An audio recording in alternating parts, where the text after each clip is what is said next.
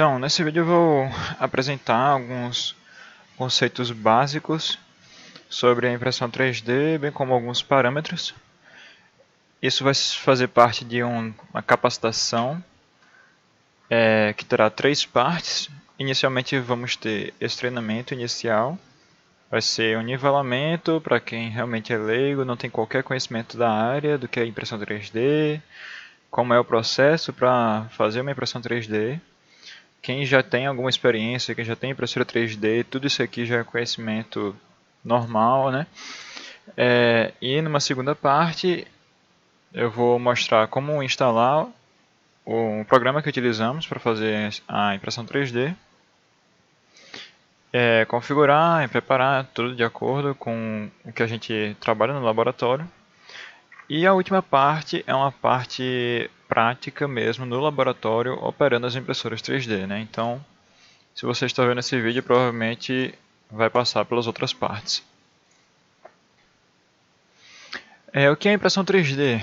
Para quem realmente não tem qualquer conhecimento da área, de maneira bem simples, a impressora 3D funciona como uma pistola de cola quente, em que tem um bico aquecido e um material que derrete com um certo nível de temperatura, passa por esse bico, né? E ele é moldado e colocado, depositado em diversos lugares, né? Então por isso que se chama FDM, é uma modelagem por deposição fundida.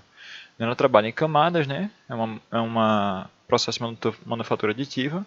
Como tem aqui uma animaçãozinha aqui, eu vou mostrar no vídeo depois. Ele vai trabalhando em camadas, começa do zero e vai depositando camada por camada para formar uma peça 3D. Então a gente tem aqui um videozinho aqui mostrando, né? Tá aqui o bico da impressora, aqui acima do bico, onde tem o cartucho aquecedor, né? Um bloco aquecedor, que, né, vai ser responsável para esquentar bastante esse filamento, né? Deixar ele bem pastoso para ser depositado, né? Na impressora 3D a gente tem alguns componentes genéricos aqui, né?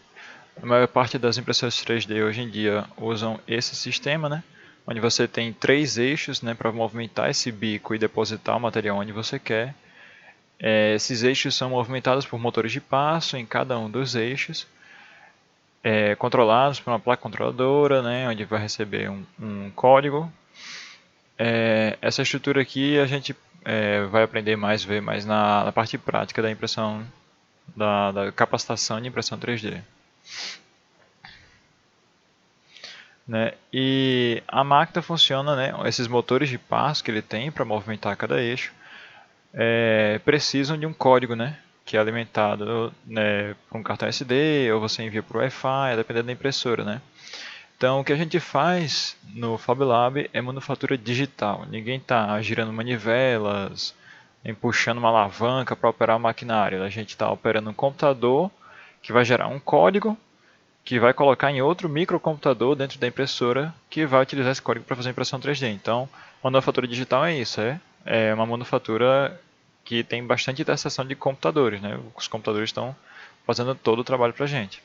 A gente não vai escrever esse código aqui, a gente não precisa nem alterar nada aqui, seria extremamente complexo se fosse fazer isso, né? Vou mostrar aqui como é que é o processo. Então, como começar? O processo de impressão 3D em si tem que começar a partir de um STL ou um OBJ, isso é, um arquivo de um modelo 3D. Sem o modelo 3D, você não faz a impressão do que você quer. Não tem como mandar uma imagem para a impressora, a não ser que você use alguma IA para fazer um modelo 3D a partir de uma imagem, né? Existe isso. Mas você precisa ter inicialmente o modelo 3D que você quer, né? E esse modelo 3D vai ser alimentado em um programa Slicer, né? Um programa fatiador. Né? Como eu falei, a impressão 3D é feita em camadas, então ele vai pegar esse modelo 3D e vai fatiar, né, em várias camadas, vai interpretar essa geometria e transformar, né, em várias camadazinhas para ser digerido, né, pela máquina, por isso que a gente chama de fatiador. E esse G-Code coloca na impressora e prepara a impressão para aquecer, descarregar filamento e etc. Né? Essa seria mais a parte prática mesmo.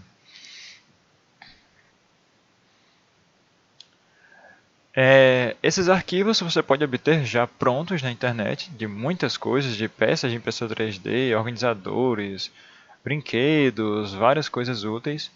Existem várias comunidades e sites de impressão 3D voltados para a impressão 3D, que já fornecem esses modelos gratuitamente. Alguns sites oferecem também esses modelos pagos, né? Mas na maior parte, por exemplo, o Thingiverse e o Printables, né? Esses dois primeiros, são todos modelos 3D gratuitos. E eles fornecem arquivos STL e até mesmo muitas vezes já dão algumas recomendações de que parâmetros utilizar na impressão 3D. Esses parâmetros a gente vai aprender nos próximos slides. Você pode também criar seu próprio STL, né? Para quem trabalha com modelagem, para quem está desenvolvendo algo, uma disciplina, um TCC, uma pesquisa e está fazendo seus próprios modelos para imprimir, não utilizando algo pronto, você pode estar utilizando alguns programas. A gente tem alguns tipos de programas de modelagem diferentes, né? Os dois principais que a gente tem é a modelagem paramétrica, é algo mais robusto, controlado por dimensões, cotas, né? Esboços, planos, é algo bem mais restrito, bem mais controlado, né? Geralmente usado pelo pessoal aí da engenharia. Alguns exemplos são Inventor, Fusion 360, SolidWorks, AutoCAD, tem diversos programas CAD aí por fora, né? É o que a gente chama de programa CAD, né? Desenho assistido por computador. E também há esses programas de modelagem livre, que são ótimos para modelos, algumas geometrias complexas, modelos orgânicos, muito usado por artistas digitais, animadores, né? Alguns exemplos incluem Blender, 3D Max, ZBrush, Maya também faz animação, acredito que faz modelagem também.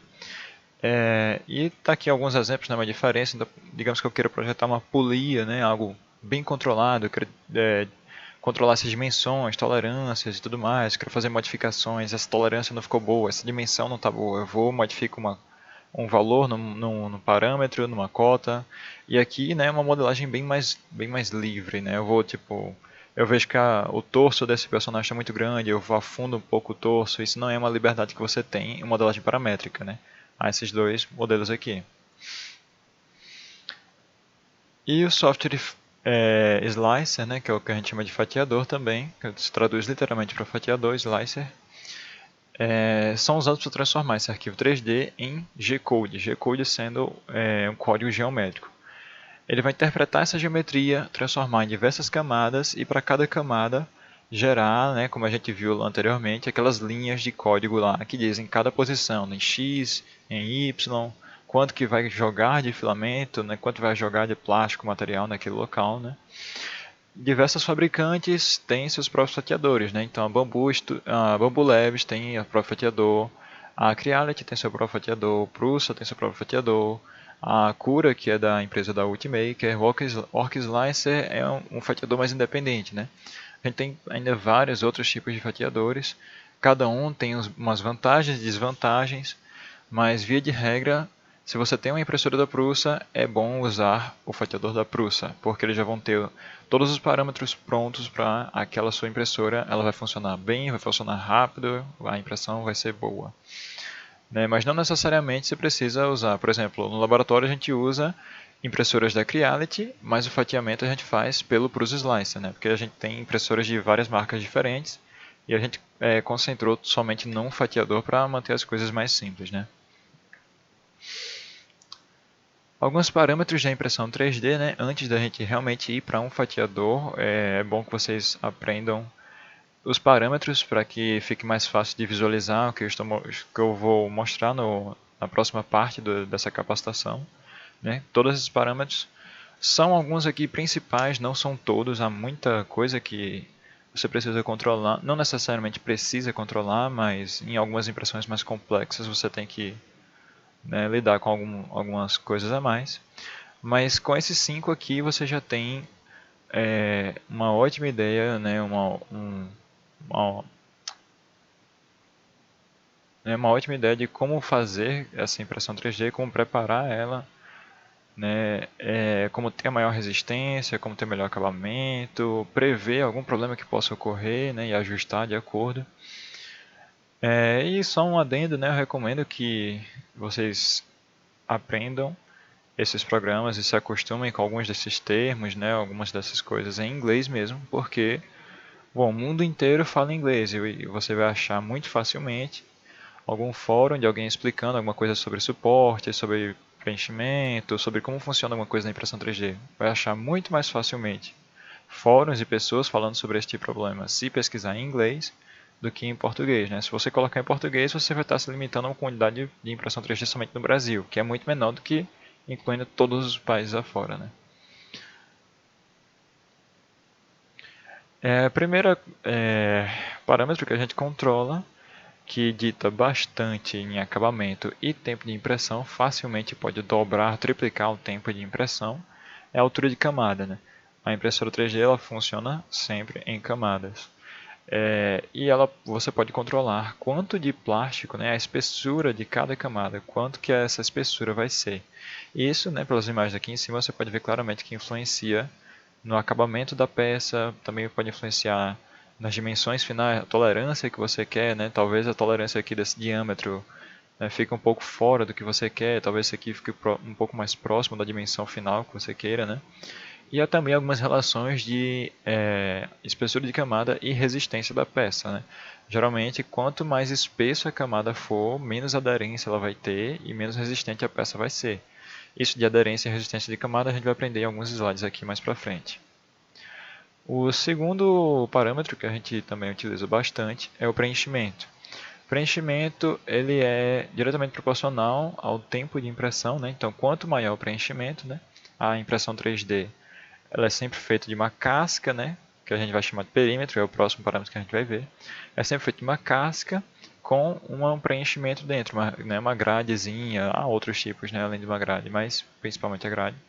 Tem uma gradezinha que vai dar a resistência da peça, né? Senão a impressão 3D seria só uma casca oca e não teria nenhuma resistência. Então, dentro dessa casca, ele coloca um preenchimento que dá bastante resistência à peça. E quanto maior o preenchimento, ele gasta mais filamento, gasta mais tempo, né, da impressão, e na maior parte das vezes nem acaba resultando no aumento de resistência, né, o esperado para o que você colocou de preenchimento. Né. A gente geralmente nem usa além de 15%. Algumas impressões muito técnicas, muito específicas, aí sim a gente aumenta um pouco a porcentagem de preenchimento. No terceiro, temos números de perímetros, né? Como eu falei, é uma casca que a gente imprime e preenche com o preenchimento, né? E a quantidade dessas paredes, né, dessas cascas, também é controlável. E dado que esse parâmetro de quantidade de perímetro influencia mais a resistência final da peça do que o preenchimento, né? Então, eu colocar mais perímetro me dá mais resistência do que eu colocar mais preenchimento, né? Via de regra, não é nada tão certo. Mas é algo simples de mecânica de sólidos, né? Se você adiciona mais material, né, mais distante possível, né, do centro da peça, mais resistente ela fica. Para depender da aplicação, claro. No número 4 temos suporte. Na impressão 3D, como eu falei anteriormente, estamos depositando o material quase que líquido, né, pastoso, não está realmente líquido, mas ele é um material fundido, né, está bastante amolecido. E uma condição que a gente acaba tendo por conta desse processo de manufatura é que a gente não pode colocar esse material no ar, flutuando, né? O que a gente chama aqui de overhang, né, é um termo já em inglês, né, mas é um termo para a inclinação, né, de uma peça que determina se aquela peça pode ser fabricada ou não, né, sem adicionar suporte. E algumas impressoras vão ter uma capacidade maior ou menor, né? Você pode ver que, por exemplo, a 25 graus ou 20 graus, né? Então é uma peça já muito inclinada, ela não consegue já imprimir tão bem, começa a falhar bastante. E a depender desse ângulo de overhang, vai ser necessário ativar o suporte, que é um material que você coloca abaixo dessa área aqui, para servir, né, como material de sacrifício e vai apoiar a impressão enquanto ela está imprimindo, né? Via de regra, você pode, se tiver difícil de visualizar o que é overhang, você pode visualizar de certa maneira. Se uma peça projeta uma sombra na mesa, ela tem algum overhang. Se esse overhang é capaz de imprimir ou não, vai depender desse ângulo aqui, né? Imprimir ou não sem suporte, vai depender desse ângulo aqui. teoricamente você pode colocar suporte em um ângulo de 50 graus, mas você vê que ela já consegue no ângulo de 50 graus, né? Então talvez não seja nem necessário. Mas esse aqui é overhang, isso aqui é overhang, então se projeta uma sombra, é overhang. E esse overhang, se for um ângulo, né, muito difícil, a máquina não consegue imprimir, ela acaba ficando com essa aparência aqui, né? É quando a impressora tenta colocar o filamento no ar, né, conforme ela vai tentando jogar essa geometria aqui para fora, né, ela tem que colocar material aqui cada vez mais para fora. E como não tem nada embaixo para suportar, ela acaba só caindo, porque esse material aqui está mole. Né? E a altura de camada que a gente viu anteriormente tem uma influência bem drástica na capacidade de fazer esse overhang. Né? Então temos aqui para um ângulo de 45 graus, esses bloquinhos aqui, como uma vista de seção, a gente está vendo aqui a espessura de camada. Então, por exemplo, do lado esquerdo a gente tem 3 bloquinhos aqui, né? Então 3 de espessura de camada, né? Então, por exemplo, 0,3 mm, e aqui tem 0,1 mm. E você vê que quanto mais espesso, né, para o mesmo ângulo, você tem uma sobreposição bem menor aqui para uma camada mais espessa. Né? Então a camada também tem uma certa influência do que você consegue fazer sem suporte. Né?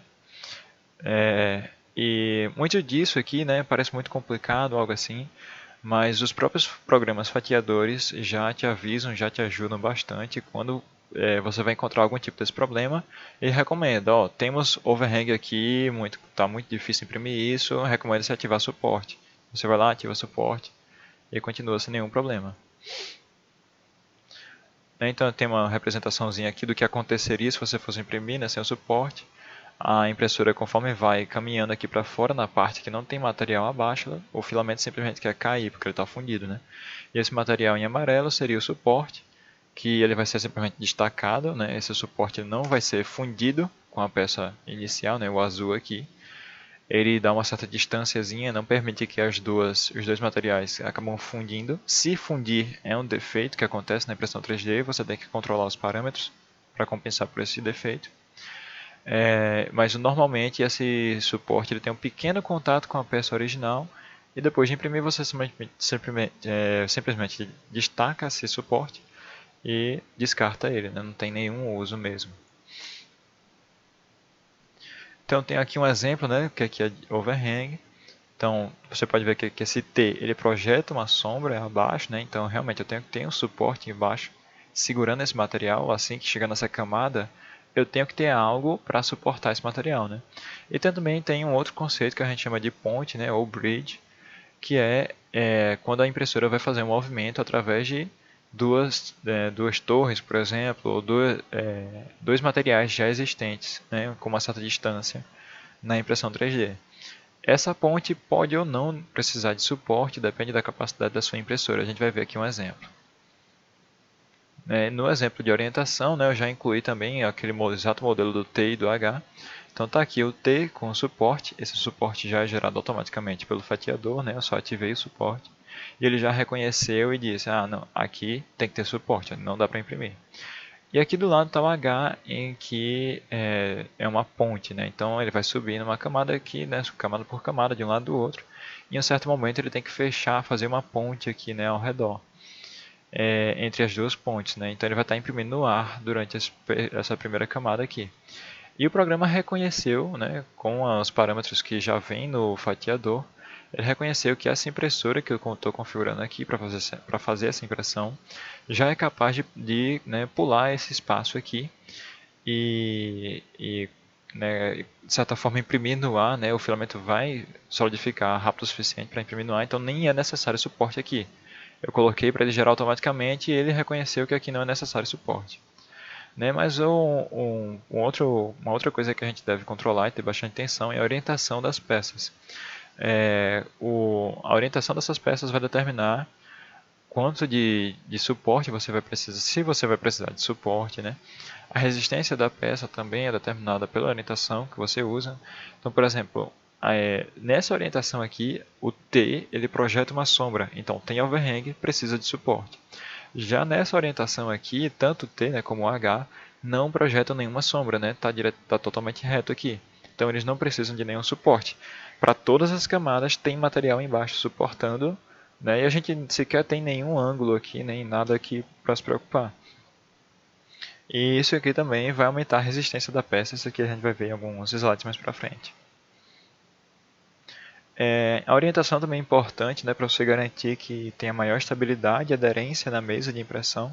Uma das coisas difíceis, às vezes, com alguns tipos de filamento, é você conseguir uma boa aderência, né, fazer com que o material do plástico fique fixado na mesa enquanto ele termina a impressão. Então, tem algum exemplo aqui, né, de uma mesa, por exemplo.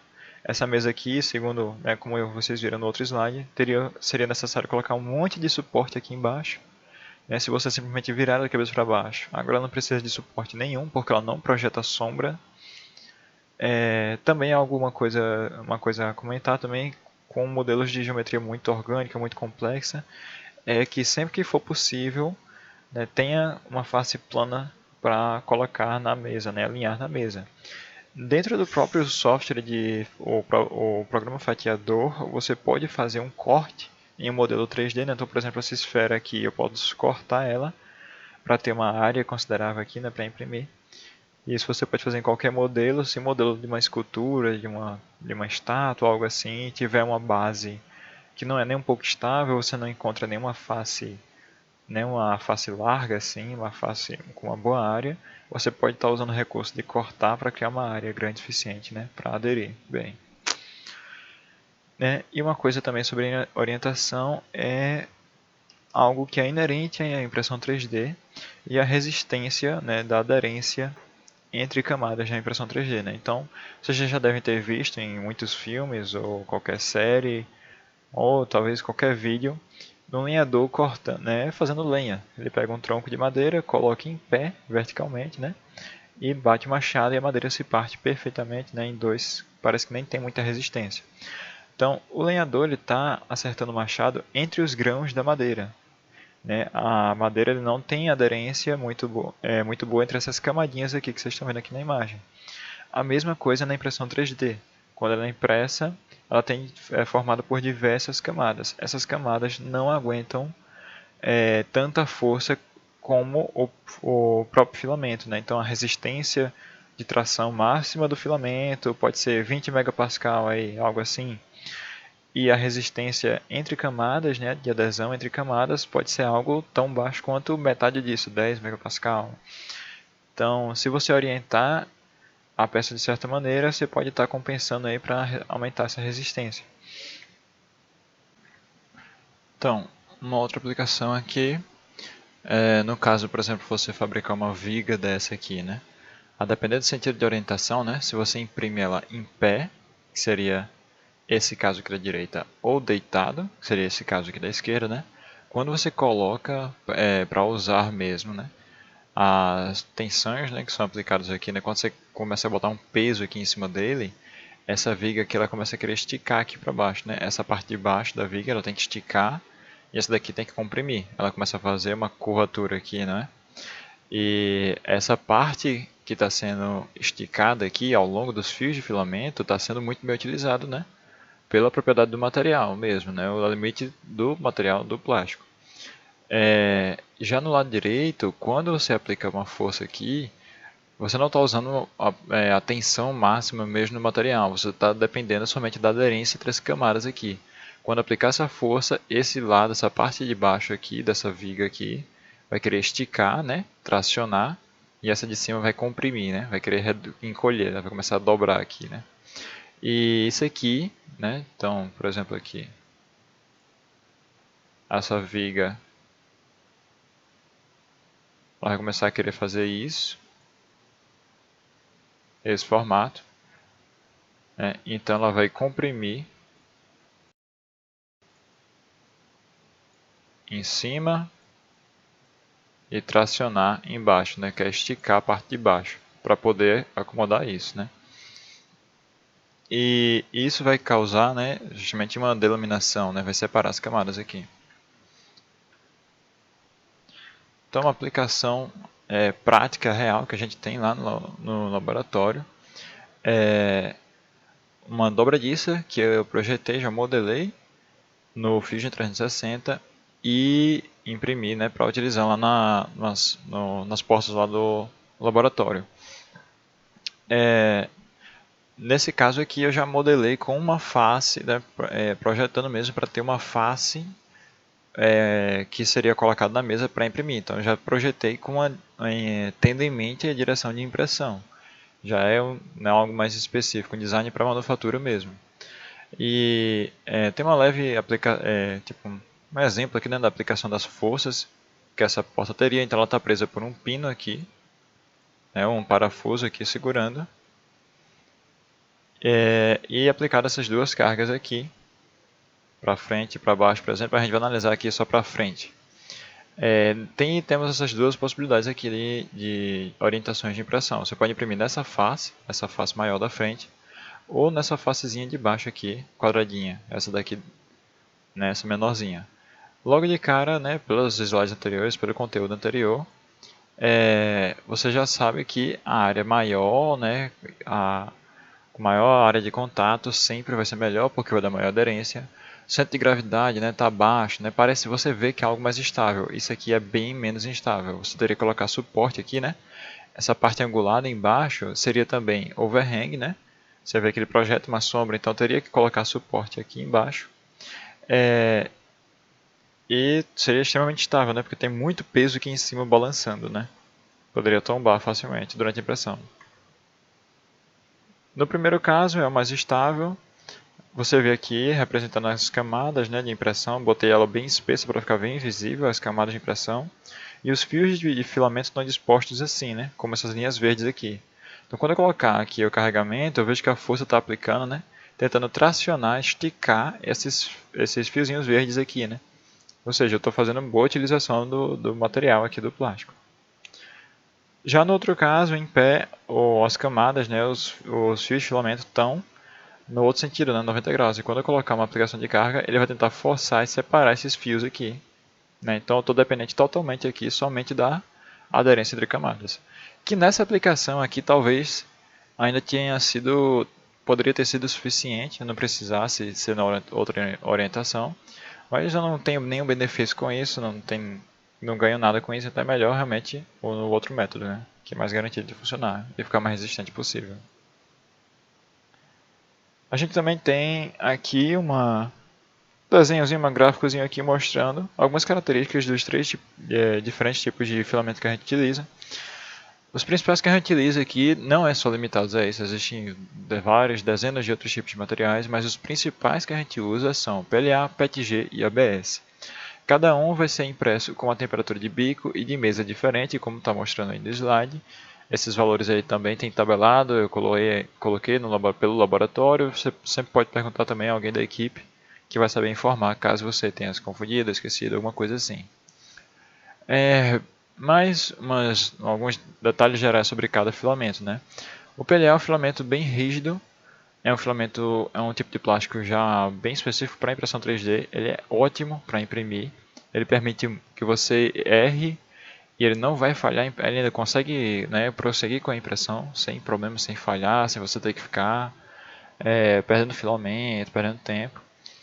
É o filamento mais fácil que tem para aprender, é o melhor filamento para iniciante. O contraponto dele é que ele não resiste muito à temperatura, por exemplo. A 50 graus ele já começa a perder a forma. Então, se você imprime algo e esquece dentro do carro durante o dia de sol, é possível que a sua impressão se deforme. PETG resiste um pouco mais de temperatura, ele vai começar a perder a forma, né? Vai começar a amolecer a 70 graus Celsius. Ele já tem bastante flexibilidade e é mais plástico, né? No sentido que o PETG ele pode se deformar mais antes de romper, né? Ele é um pouco mais difícil de usar do que o PLA, mas não tanto quanto o ABS. O ABS é o filamento que tem a maior resistência à temperatura. Existem alguns que podem ser um pouquinho melhor do que eles, mas normalmente fica tudo em torno de 100 graus. Então, se passar de 100 graus, o ABS começa a amolecer e perder a forma. O ABS é o filamento mais difícil de utilizar. Ele tem muita retração, né? Significa que quando você começa a imprimir e o plástico começa a esfriar, conforme você vai subindo as camadas, ele vai retraindo e vai criando tensões dentro dessa peça. E aí, se você não imprime em uma câmara aquecida, né? O material começa a acumular muita tensão e acaba rachando, né? Então o ABS É um filamento mais chatinho de trabalhar porque ele tem que ser impresso necessariamente numa câmara aquecida. Você fecha a impressora dentro de uma caixa de MDF, de isopor, porra, fabrica com o que for, acrílico, mas tem que deixar uma câmara aquecida a 40 a 50 graus e a impressão é feita e vai ficar toda numa temperatura uniforme e assim que terminar a impressão, ela esfria toda por igual. E aí não tem perigo de acumular tensão e acabar rachando, né? E aí se você abre a porta e acaba esfriando a câmera, ou se sua mesa está muito suja, o ABS vai dar dor de cabeça. Então, sempre que possível, eu recomendo PLA ou PETG no lugar de ABS. Mas né, o ABS também tem algumas vantagenzinhas de ser a maior resistência ao impacto. A resistência geral, mesmo assim, máxima dos materiais não são tão diferentes, né? E também o ABS é o filamento mais leve, né? A densidade dele é geralmente 1 grama por centímetro cúbico, e o PLA e o PETG estão em torno de 1,2 ou 1,3, né? Então há uns 15%, 16% de diferença de peso. Algumas considerações gerais aqui de segurança: essas impressoras aquecem bastante, principalmente quando trabalha com ABS, vai estar chegando no máximo de 260 graus no bico, queima sua mão instantaneamente, e 110 na mesa, né? Queima sua mão rápido, não instantaneamente, né?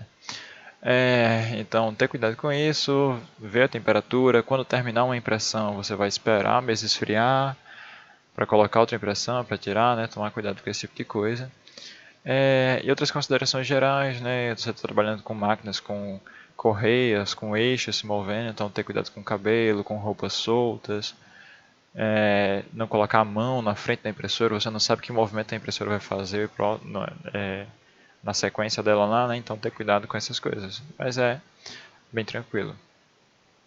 Então temos aqui tem Instagram, temos nosso site FabLab UFPB, temos também Facebook, também temos LinkedIn, né? Aproveitei para pedir para nos seguirem aí no Instagram. Se tiverem algumas dúvidas, podem também mandar pelo Instagram, eu posso estar respondendo por lá também. Na nossa bio do Instagram e no nosso site tem a parte de requisição de serviços, é lá onde qualquer pessoa pode requisitar um serviço pelo FabLab, para o FabLab, e onde a gente vai entrar em contato, vai pegar o número para entrar em contato e fazer todo o procedimento, né, de uma requisição. Né? A gente vai aconselhar, a gente não vai só cegamente mesmo executar o serviço. Né? Se você não souber, por exemplo, da limitação do PLA, é bom que você recomende a pessoa que está solicitando, né, do PLA ou do ABS, etc. E isso conclui, né, a primeira parte desse curso, que é somente esses conceitos gerais. Você muito provavelmente consegue imprimir tranquilamente, mesmo que você não conheça esses conceitos gerais, e vá diretamente para o Prusa Slicer, para fatiar uma peça ou algo assim. Mas conhecer o que você está fazendo é bastante importante quando se trata de algumas impressões mais complexas, um pouco mais técnicas, né? Para depois alguém pegar a peça, nossa, mas ficou muito frágil ou algo assim, né? Ou você está tendo erro de impressão toda hora e não sabe o que está acontecendo, né? Então, alguns desses conceitos são bastante importantes. Na segunda parte, né, o segundo vídeo, eu vou mostrar a instalação do zero, né? Eu vou limpar totalmente o Prusa do meu computador, vou mostrar instalando aqui no meu computador e configurando especificamente para as impressoras que a gente tem agora no laboratório. Então a gente vai configurar a impressora, o bico que ela tem, e lá dentro eu vou mostrar, né, pegar um modelozinho 3D para mostrar e fatiar todas essas configurações aqui, esses parâmetros que a gente controla na prática mesmo no Prusa Slicer.